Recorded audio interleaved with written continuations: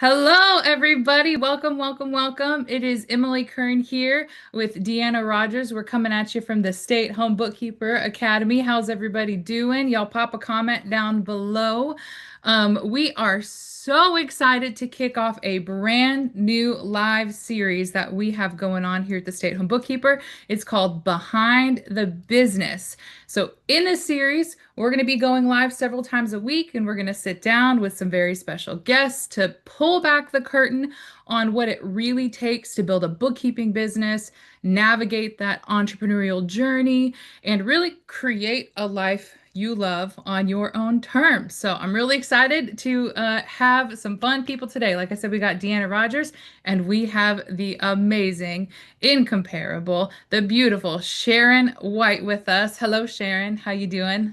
There a different Sharon White here? That doesn't sound like The always humble and amazing Sharon. So, a little bit about Sharon before we get into some questions.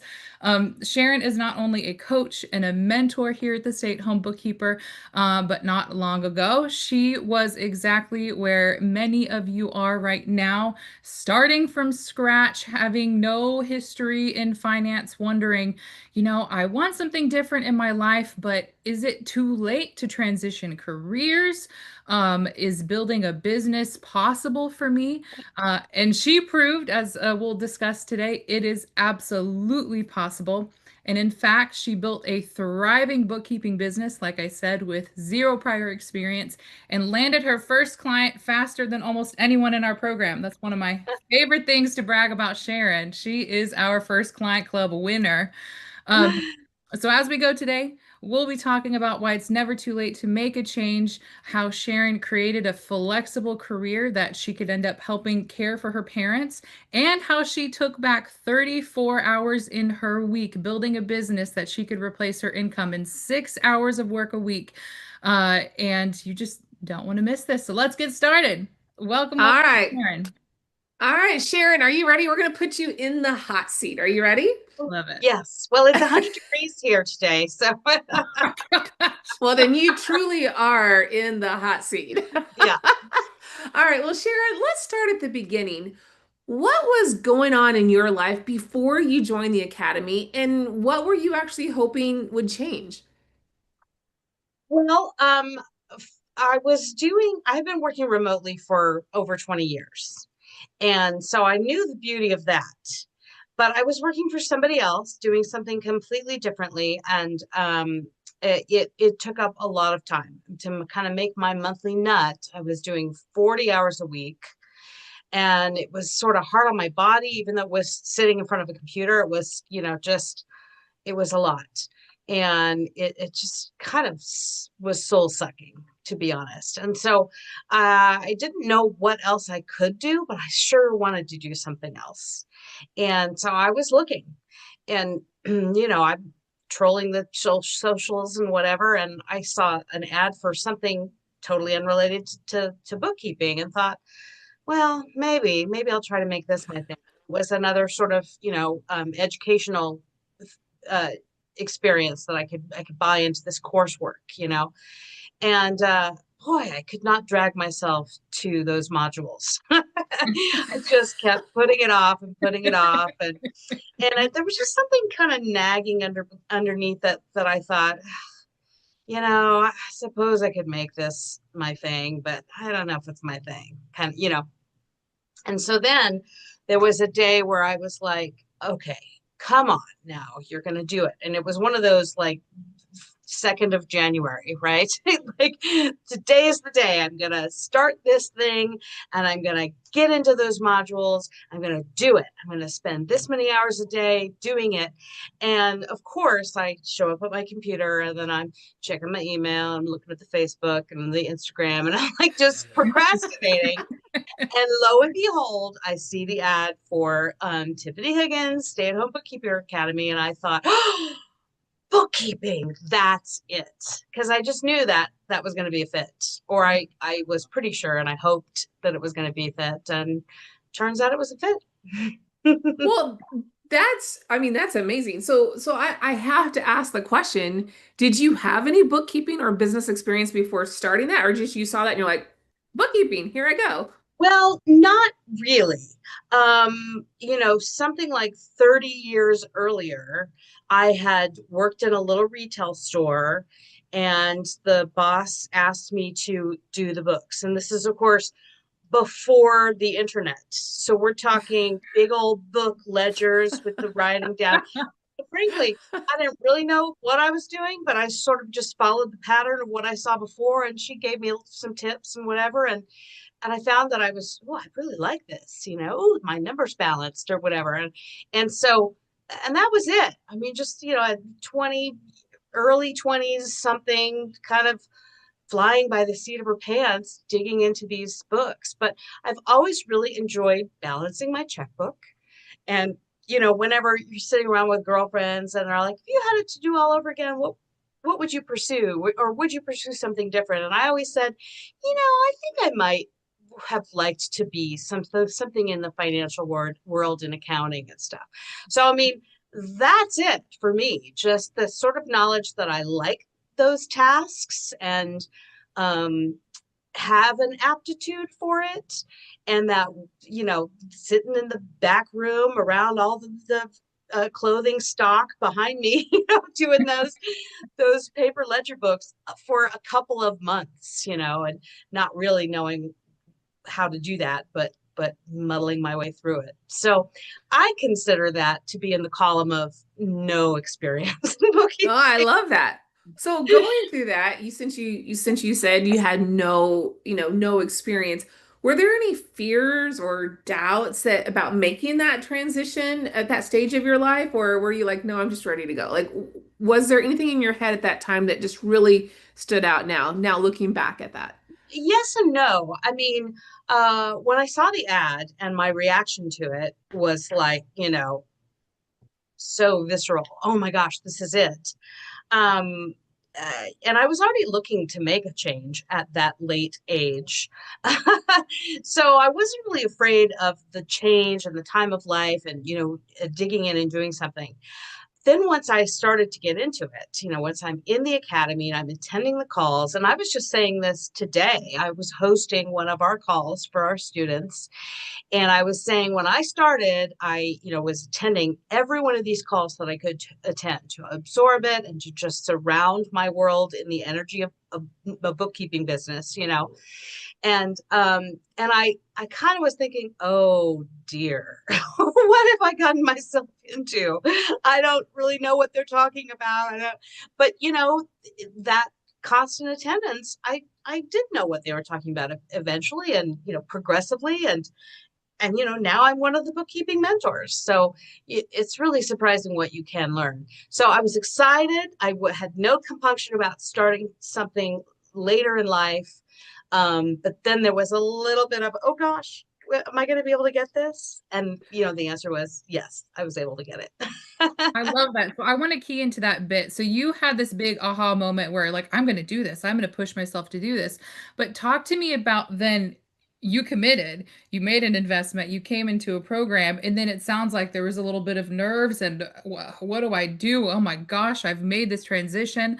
I got to commit to this. Can you talk to me about what kept you resilient through that? What kept you going? What did you focus on when you got in? I mean, did you feel overwhelmed and then just, stick with showing up to calls? What kept you going those first few weeks? Yeah, I mean, that's a really good question. I hadn't really thought about that before. So I'm looking up into the heavens. Help me. I think that it was just this notion of if not this, then what? Going back to what I was doing.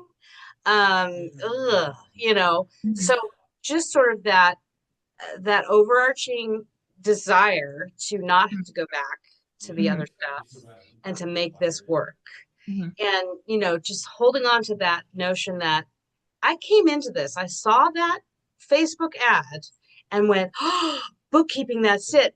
Knew that was something that I could do and probably would be good at. And so I just sort of continued to reframe and, that negative self-talk, just tell it to shut up and let's just stare at these screens and figure it out, and So it sounds like you really stuck with your why. You had that why in your head, and that's what kept you going. yeah. I love it. I love that. So, okay, I know that Emily kind of touched on it a little while ago, but I'm going to ask the question. So, how quickly did you land your first client? I remember you had one of the fastest first clients ever. So, tell us a little bit about that. Yeah. So I don't mind saying my age either. I launched my business 2 days after my 55th birthday. I love it. And uh, that day, when I launched, my launch was simply a Facebook post, like marrying my Facebook business page to my personal page, creating a live event and creating a post and having people see it. And a friend who's also a business owner comment on that. Does this mean you could sort out my QuickBooks for me? And I was like, that's exactly what it means. That was the first day, the day of the launch, within an hour of the post, I think. And So an hour. So within well, an hour. but then like I spent a whole day figuring out how do I have the call with him, the discovery call, and then we had it. And then I had a whole day of how do I send a proposal, and then a whole day of, and now those things go much quicker. But I had to do all the tutorials and outside the group, additional stuff, researching it all and figuring out how to use PandaDoc and all the softwares and stuff. And so, it's a little bit of a steep learning curve those first few days, but I believe he signed the engagement letter. So we had call, proposal, yes, send the engagement letter for signature. I think he signed it on day 3 of after my, That is crazy. That is crazy. I love it. I always love to brag on that whenever you share. So it sounds like you kept it simple. You said, I'm going to announce my business. I may not know quite exactly, the whole process of what's going to happen, but you committed. And that's what we share a lot with our students. And sometimes they don't believe us, like, oh, should I start marketing?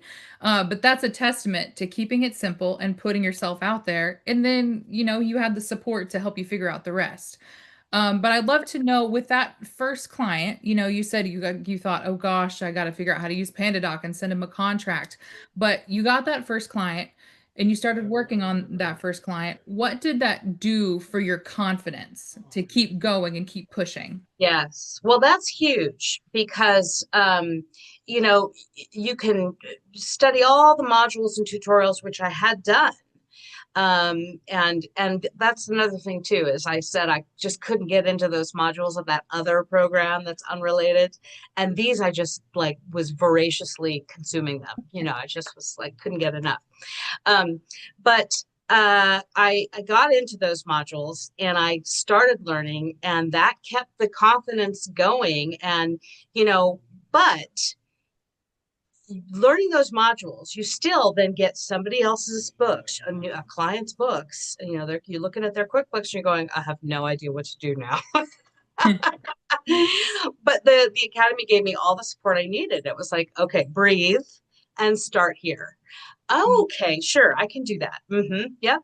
And, just chipping away at it and, reminding myself that that client is off doing their own business. They're doing what they do. They are not looking over my shoulder, and they're not like waiting with bated breath for me to catch up the last 2 years of undone books. And so I can breathe and take it one step at a time, and, reach out to the academy and get the support I need. So Yeah, just we were just talking. I love that point. And I was on a coaching call recently. We were talking about that very same thing. It would be different if you were it was your first day as a hairstylist and you had never practiced on anyone before. The person is there and you're like, oh gosh, I gotta cut their hair in real time and what is gonna happen. But I love that you pointed out they're not sitting there watching over your shoulder, and that's what makes this business opportunity a lot more lucrative and good for people to start without having experience, especially when you have the support that we yeah, have. yeah. Because as much as you can as we said, do the tutorials and learn the systems, learn QuickBooks in general without it being a particular client's books. You still get into the client's books and you're like, and you don't really start learning the bookkeeping and gaining confidence until you're actually doing somebody's books. And that's why we always tell our students, don't wait on the marketing. Don't wait till you get through all of our bookkeeping content before you start marketing, because you're never going to know everything. And get that client and we'll help you with the bookkeeping piece. And also, most people don't sign their first client on day 3. So you start marketing and it might take a while to get a client. You have plenty of time to keep learning and diving into those skills. And then when you get that client, that's when you really start building the skills and understanding the processes, when you have an actual set of live, real books to work on. So did you say earlier that you went, maybe I heard this wrong, but you said you went from like working 40 hours a week, replace your income, and then you went to just like working around, was it 5 or 6 hours a week? Is that right? Or did I hear that wrong? The actual client work that I do is averages somewhere between 4 to 6 hours a week to get all my books finished. So you went from 40 hours to 4 to 6 hours a week. How do you structure your days? I am so curious. Well, I will say I also work probably somewhere between 6 and 10 hours a week for the academy in my mentoring work. So, and I'm not including that. So when we say I replaced my former income, I'm not including the academy income, and I'm just talking about the client work. And it is like 4 to 6 hours a week to get all my clients finished. That tends to be front loaded in the front of the month. But then there are additional marketing networks, marketing time and networking time and that kind of thing that we all should be engaging in kind of day in, day out if we want to really be growing our business. But I will say I have not done a ton of that. So it's not much different than that 4 to 6 hours we're talking about. But it certainly could be, because we have students that are growing these huge empires in their bookkeeping business and are spending much more time in marketing and networking than I'm spending. Well, that's the beautiful thing is you in a business like this, you kind of get to decide. Like you mentioned, some people want to build, we have mentors on our team who want to build an empire and have a lazy river in their backyard and a beach house in Florida. And then some people said, I want more balance of my life. I just want to work a couple hours a week to fit my needs. So I actually want to add in a question for everybody who's watching. If you could put in the comments, if you only had to work, let's round it up just a little bit. 6 to 10 hours a week. What would you do with the rest of your time? Comment below and let us know. But Sharon, share with us when you made that change, and you were able to replace that 40 hours, working 4 to 6 hours on your client work, and you do other things. You do work with us, and you sing and you perform as well. What do you do with that extra free time that you didn't have when you had to work a 40-hour 9 to 5? Yes, well, I have much more time for my fun pursuits, hobbies. And gosh, keeping my house clean, it's in much better condition now than it was. um, but also, I had something unexpected. So when I launched my business, I thought, I want to grow to a really large scale business, and I still have that goal, but life happens. And shortly after maybe a year after I launched my business, and that was about the time that it took to replace the former income with, that many clients. About that time, it suddenly became clear that I was going to have to spend quite a bit of time helping to care for my elderly parents. And so, now it's like, okay, well, I need to kind of halt the marketing for now a little bit, because I don't really know what it's going to look like.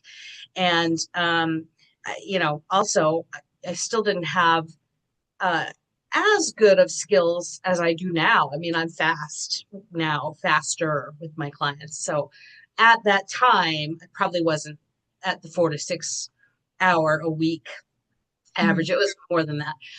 But yeah, I've just whittled that down because my skills are just heightened now. But it just gave me the gift of time because Mhm. now I'm making my former income, paying all my bills, and only spending 4 to 6 hours a week, And so while I still want to grow my business, that has been an amazing gift to have have started my business when I did, and I was paying my bills when I met that occasion that was like, oh, it's going to look different, Mhm. and so it's allowed me to still, make the money I need to make with Mhm. fairly low stress because I could do it at midnight if I had to Yeah. spend all the day in a hospital or something, Mhm. and so it's really been great for that. Yeah, and that's really powerful. People talk a lot about financial freedom, but really, what we want in life is time freedom to put that time where, whether you want to, like you said, with hobbies, but as you said, life happens, and so I think that's a really important reminder that we can chase finances, we can chase financial goals, but that time freedom is something very, very powerful that some people may not understand is possible in a business like this. So I love that you keyed into that. And I the love reverse has been true also with many of our students. They get in thinking, I just need to make a couple $1,000s a month to help with my family's overall bills. And wouldn't it be great if I could do it at home and so I could always, pick up the kids from soccer and, whatever it is. And yet they get into this and think, oh, this is kind of amazing. And I Mhm. think I could build this to uh, you know, quite an impressive business, and they do. So the Mhm. goals change. My goal was I had to retract the goal a little bit, and other people are like, "Sheesh, the sky is Mhm. the limit here. Yeah. Let me take advantage of it." I just thought of something as you were talking about, caring for your parents and you've got that flexibility and that time freedom.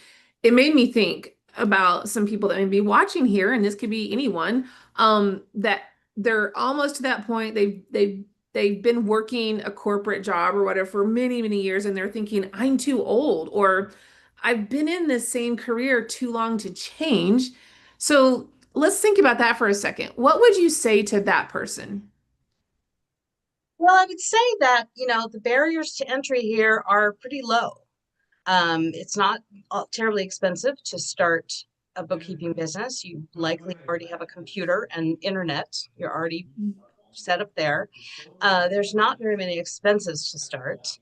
And, you can be up and running quickly and you can do these learning modules that we have here in the academy on your own time. You could do a little here, a little there. You could do full time.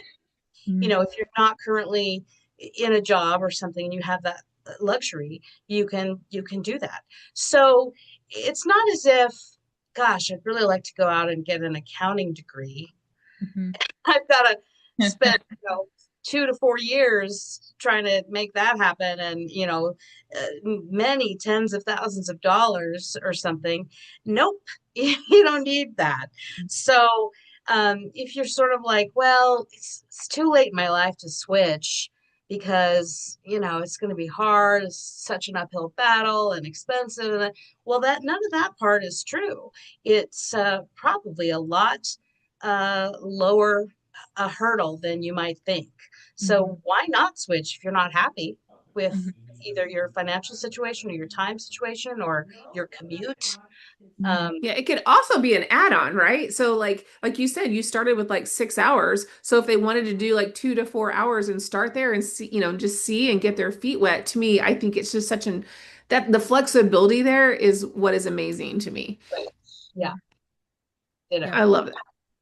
And we've been saying this a lot in other training calls that I'd like to key into here as well, is the time is going to pass either way. It doesn't matter if in your 20s, your 30s, your 50s, in 10 years, it's going to be 10 years later. So, do you want to see a different life for yourself? If so, there's no better time than today. So I love that.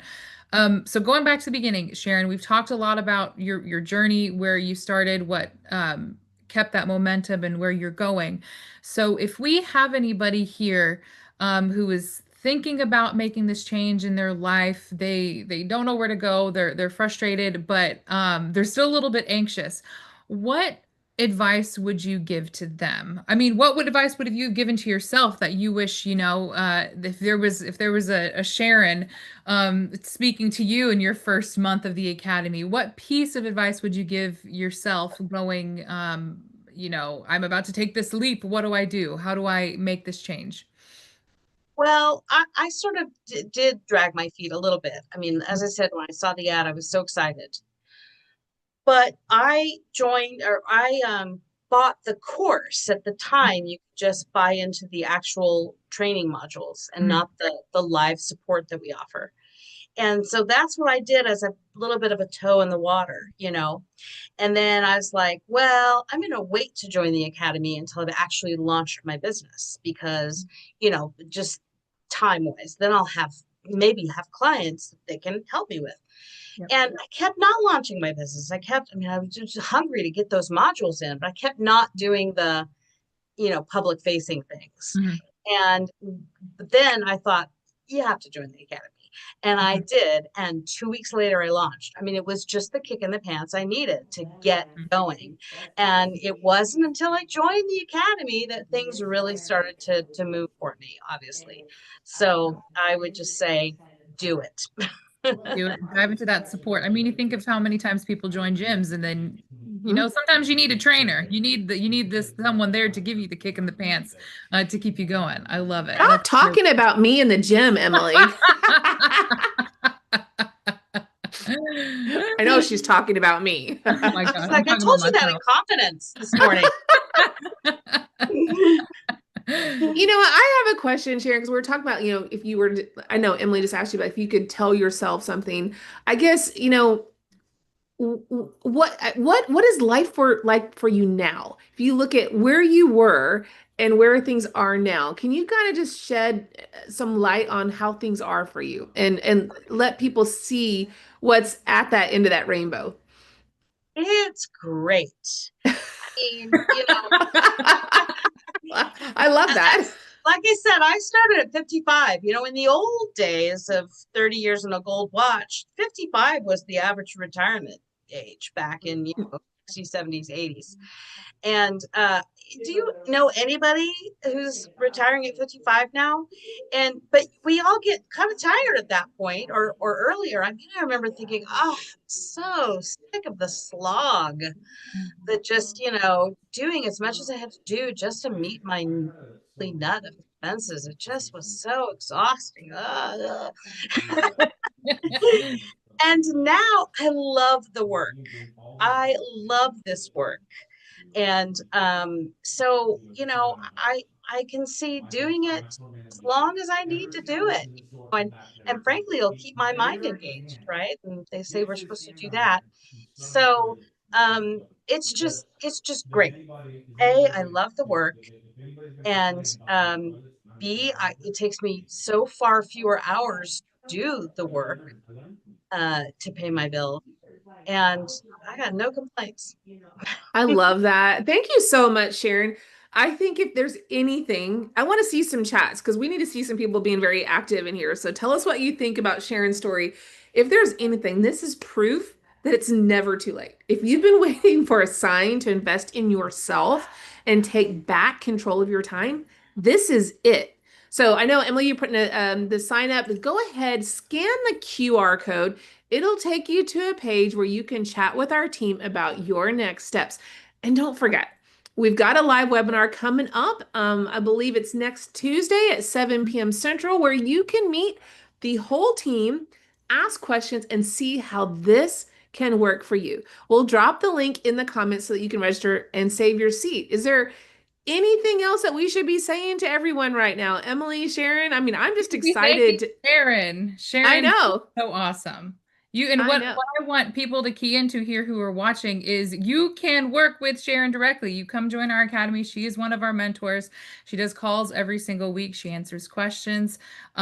She is a big favorite whenever we're reviewing metrics and comments each week, saying how much they love Sharon. So if you want to just absorb the inspirational greatness that is Sharon, She is a key member of our team, and we are just so thankful for you being here with us today, Sharon.